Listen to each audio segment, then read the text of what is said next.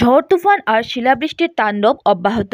এবার কাছাড় জেলার ধলাই এবং কাঠিগড়া বরখোলার বিভিন্ন স্থানে প্রকৃতির তাণ্ডবে মাথায় হাত পড়ল বহু পরিবারের। শিলাবৃষ্টিতে ঝাঁঝরা হয়ে গেল বহু লোকের ঘরের চাল। এতে রাতভর বিনিদ্র রজনী কাটাতে হয় ওসব পরিবারের লোকদের। তুফানের ফলে বহু লোকের ঘরের চাল উড়িয়ে নিয়ে যায়। ঝড় তুফান আর শিলাবৃষ্টি এইসব ভয়াবহ কিছু দৃশ্য আমাদের কাছে রয়েছে। ঝড় তুফানের ফলে কিভাবে ক্ষতিগ্রস্ত হচ্ছেন তা দেখার আগে এখনও যারা আমাদের চ্যানেল সাবস্ক্রাইব করেনি তাড়াতাড়ি সাবস্ক্রাইব করে নিন। বিভিন্ন স্থান থেকে পাওয়া খবর মতে গতরাতে এবং বৃহস্পতিবার সকালে কাছাড়ের বিভিন্ন স্থানে প্রবল ঝড় তুফান আর শিলাবৃষ্টি হয়। কাছাড়ের কাতিরেল এলাকায় ঝড় তুফানের ফলে ক্ষতিগ্রস্ত হয়েছে বহু পরিবার। শুধু কাছাড় বা বরাক উপত্যকা নয়, ঝড় তুফানের তাণ্ডব চলছে পুরো রাজ্যে। গতরাতে হাফলংয়ের বিভিন্ন স্থানে ব্যাপক ক্ষয়ক্ষতি হয় ঝড়ের ফলে।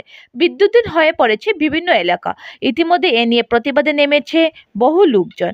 বিদ্যুৎ না থাকায় বরখোলার সুনাই অঞ্চলে রাস্তায় নেমে প্রতিবাদ করছেন এলাকার মানুষ। শিলাবৃষ্টিতে আমার ঘরের টিন মূল্যবান টিন পুরো নষ্ট হয়ে গেছে, একদম সেদা সেদা, একমাত্র জল আর কি সব ভিতরে, বাইরে কিচ্ছু নাই।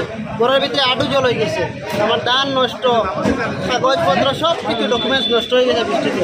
এটা অবস্থা খারাপ, আমাদের আর খাওয়ার মতো উপায় নাই। সরকারে সাহায্য করে, ওটাও চাই আমরা। প্রবল শিলাবৃষ্টি ঝড় হয়েছে। সেই ঝড় শিলাবৃষ্টিতে আমাদের বিশেষ করে দক্ষিণ ধলাইয়ের জামালপুর, চান্নিঘাট, শেওড়ারতল অঞ্চলের প্রবল ক্ষতিগ্রস্ত হয়েছে মানুষ। বসত বাড়ি যেটা আছে সেটা বসত করার মতো উপযোগী নয়। প্রত্যেকটা বাড়ির টিন একবারে ছিদ্র ছিদ্র হয়ে গিয়েছে এবং মানুষের সঙ্গে সঙ্গে গবাদি পশু যেগুলো আছে এগুলোর ক্ষতিগ্রস্ত হয়েছে। এভাবে শিলাবৃষ্টির ফলে প্রতিটি ঘরের আসবাবপত্র থেকে মানুষ থাকার মতো কোনো ব্যবস্থা নেই। অনেক মারা, দাদারা, দিদিরাও ঘর বাড়ি চুক্ত হয়ে তারা রাস্তায় নেমে গিয়েছে। তারা আজকে রাত্রে যদি গতকালকের মতো অবস্থা হয় কীভাবে থাকবে?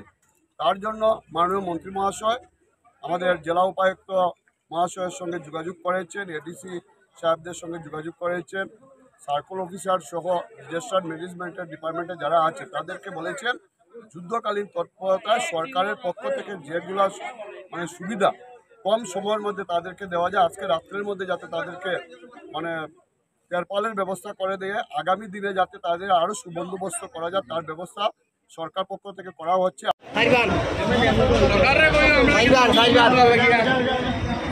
দাম বেশি নিটি না, দাম বেশি হয়।